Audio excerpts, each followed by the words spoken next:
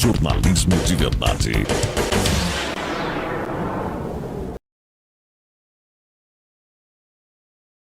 Fala agora de mais uma pesquisa eleitoral que está saindo do forno. Dessa vez a gente vai falar ali da pesquisa GERP-AESP.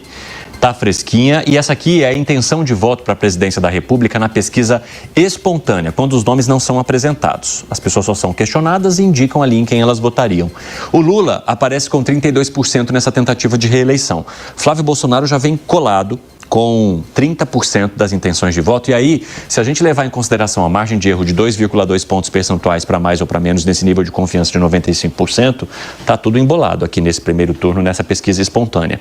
Aliás, o registro dessa pesquisa é BR 03067/2026, que mostra que Ronaldo Caiado está com 3%, Renan Santos aqui já deu uma diminuída em relação às outras pesquisas, né? 2%, aparece menos competitivo. A Michelle Bolsonaro também foi citada, com 1%, Romeu Zema também, e aqueles que não sabem ou não responderam, 29%. Então, isso mostra que muita gente ainda não tomou a sua decisão próximo aquelas pessoas que deixam para fazer a escolha, provavelmente, quando o pleito estiver mais na reta final. E, por enquanto, ainda não determinaram um nome. Isso é bastante relevante porque é um eleitorado para o qual essas campanhas podem olhar com mais atenção. E se a gente observar aqui, o 29% que não sabem quem votar, com 30% que escolheriam... Resolve a vida de muita gente aqui. Lula é praticamente um empate técnico, né? Já que são 2,2 pontos percentuais para mais ou para menos na margem de erro, que tem 95% de confiança nessa pesquisa.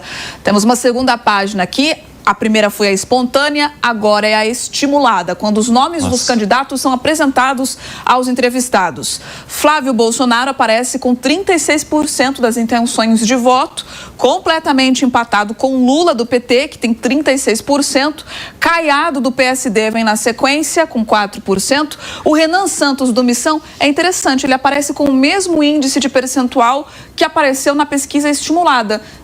Aliás, na espontânea. E o Zema também, ambos com 2%. Zema do Novo, Renan Santos do Missão. E ainda assim é alto o índice de pessoas que não sabem em quem votariam, mesmo com os nomes apresentados. 17% dos eleitores. Vamos com mais um levantamento feito pela GERP-AESP. Temos aqui a tela, podemos colocar, por favor? Tá. A gente daqui a pouco vai trazer, então, esses dados que mostram o seguinte. Num eventual cenário de segundo turno, segundo essa pesquisa, o senador do PL, Flávio Bolsonaro, tem 45% das intenções de voto e ele seria contra Lula de 42%. Então, veja bem, aqui ainda eles mantêm um empate técnico, porque eles estão com margem de erro de 2,2 pontos percentuais. Então, o Flávio Bolsonaro cairia para 43%, Lula subiria para 44%.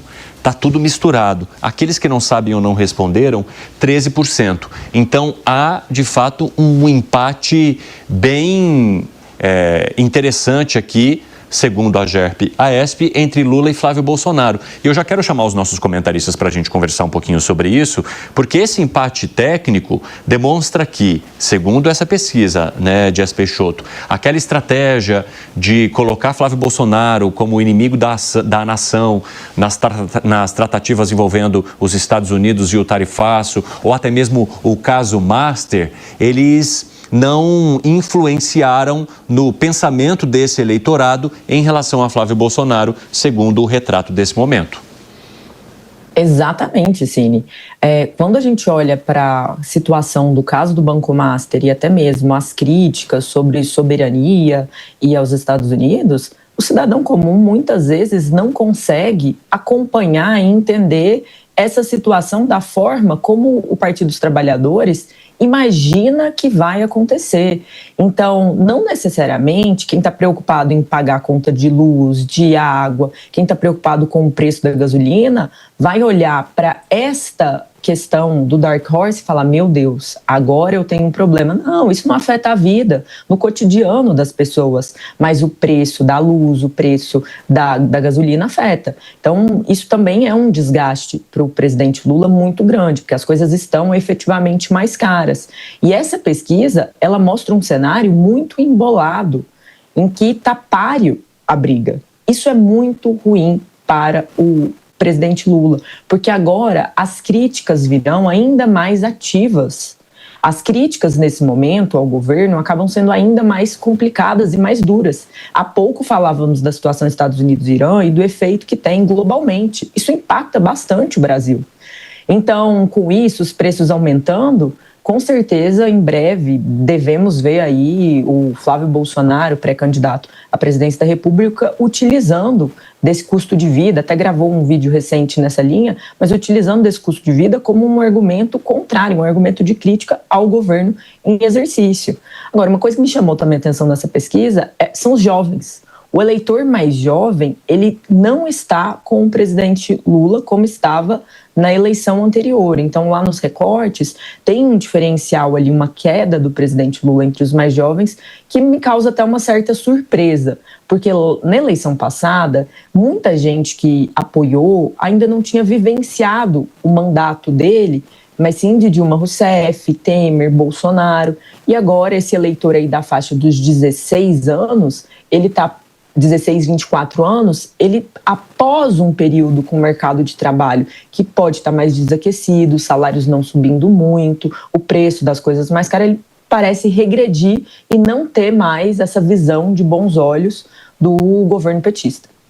Lucas Merreiro, eu vou te jogar duas dúvidas que pipocaram aqui enquanto a gente estava trazendo esse levantamento. A primeira delas é especificamente sobre Renan Santos, envolvendo levantamentos anteriores que mostravam o candidato do Missão com resultados até superiores, agora ele chegou em 2%, e é curioso o fato dele apresentar o mesmo número, tanto na estimulada quanto na pesquisa espontânea. Se a gente pensa que foi lembrado por 2% no levantamento espontâneo, se presumiria que na estimulada esse número poderia crescer.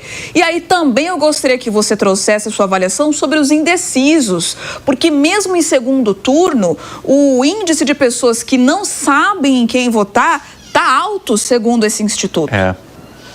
Então vamos lá, vou responder na ordem, primeiro sobre Renan Santos, depois sobre indecisos. Realmente me causou muito estranhamento um candidato aparecer a mesma quantidade a mesma porcentagem ali na pesquisa estimulada e na espontânea. Normalmente isso não ocorre, o que me leva a crer que há um problema aí de metodologia. E o exemplo específico do Renan é interessante para a gente analisar isso. Por quê?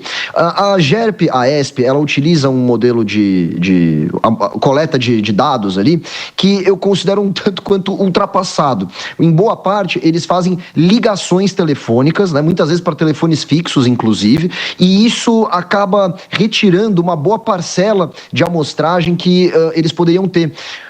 Quantas pessoas jovens hoje, né, então pega o jovem de 16 a 24 anos, atendem telefone fixo ou sequer atendem celulares desconhecidos, né? Muitas pessoas, até mais velhas, mais jovens, também não fazem isso, mas sobretudo essa faixa etária dos mais jovens não atendem celular desconhecido, então você tem um problema de amostragem da população mais jovem. Eu digo isso sempre aqui, continuo dizendo, os institutos de pesquisa, eles têm que se renovar. Não adianta ter mesma metodologia de 15, 20, 25 anos atrás. O mundo mudou, o mundo é mais digital, né? Você pega o Instituto Atlas, por exemplo, eles utilizam a internet, eles mandam link para os seus entrevistados, é algo que acaba sendo mais interessante para você pegar uma maior parcela da população possível, né? E a gente pode ver isso, de novo, ilustrado pelo fato do Renan Santos ter aparecido com 2%, sendo que na Atlas ele aparece com 7,8%, se não me engano foi a última que a gente analisou. Por quê? Porque o Renan Santos é o candidato mais forte entre os jovens, de 16 a 24 anos.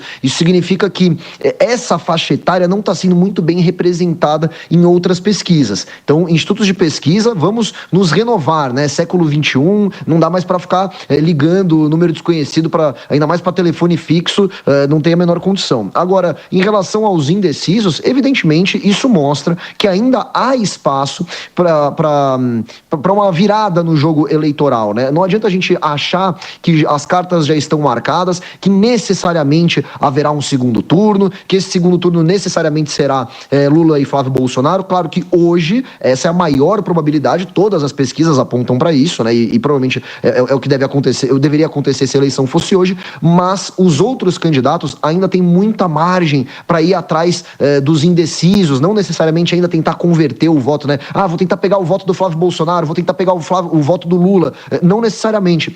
Esses outros candidatos, Zema, Caiado, Caiado, Renan Santos e tantos outros que aparecem por aí, o grande objetivo deles, a estratégia deles deve mirar justamente nas pessoas indecisas, que todas as pesquisas mostram que ainda é uma boa parcela da população. Deixa eu trazer a pesquisa da Datafolha de hoje, apontando que o presidente Lula e o senador Flávio Bolsonaro estão empatados nas intenções de voto aqui em São Paulo para disputa ao Palácio do Planalto. Mas, segundo a pesquisa, Lula tem rejeição maior entre o eleitorado paulista. Vou colocar aqui os números para a gente poder comentar na sequência. Então, vocês estão vendo ali, ó, Lula 35%, Flávio Bolsonaro 35%, Caiado 3%, Renan Santos 3%, Romeu Zema 2%, Samara Martins 2%, Aécio Neves 2%. Não sabem 3%, brancos nulos ou nenhum 8%. O Cabo Daciolo, Augusto Cury, Joaquim Barbosa e Rui Costa têm 1% cada. Só para dar o registro aqui, o Datafolha ouviu 1.608 eleitores no estado de São Paulo entre os dias 1º a 3 de julho e a pesquisa foi registrada na Justiça Eleitoral. Quero te ouvir, Joel.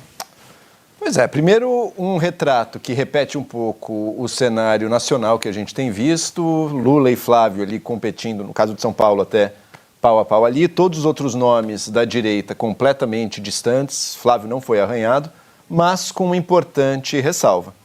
A gente está falando de São Paulo. São Paulo é um estado que, em 2022, Bolsonaro teve uma vitória tranquila. Se, em 2026, o Flávio Bolsonaro está empatando com o Lula, isso é uma má notícia para a campanha do Flávio. Você, Otávio? Lata de sardinha, agora os dois ali ocupando o mesmo espaço, a notícia ruim é para o Flávio Bolsonaro. Agora eu queria discutir um outro aspecto. Na cabeça do eleitor, o Tarcísio já está descolado do Flávio Bolsonaro. Sim. Né? O Tarcísio tem uma aprovação muito maior. 60%. E o Flávio menos. Então isso já indica que na cabeça do eleitor existe direita e existe bolsonarismo. Já não é o mesmo continente. Agora, as pesquisas não mostram isso, as pesquisas na atual configuração para a corrida presidencial. Mas já é um início do que eu digo da Pangeia, ou seja, o eleitor já está olhando ali continentes, ilhas diferentes entre bolsonarismo e os políticos de direita, entre eles o Tarcísio, que é o mais subordinado ao bolsonarismo de todos. Agora, Otávio, não me parece que o Tarcísio até o presente momento tenha se mostrado muito energético na defesa da candidatura do Flávio Bolsonaro, né? Não. Por isso mesmo. E essa diferença mostra isso, ou seja, colar a imagem dele ao do Flávio Bolsonaro não é boa. Estrategicamente para ele não é bom. Essa pesquisa é péssima para o Flávio, né? Na realidade, a expectativa do Lula seria perder de pouco em São Paulo. Sim. Se você já empatou... Jornalismo de verdade.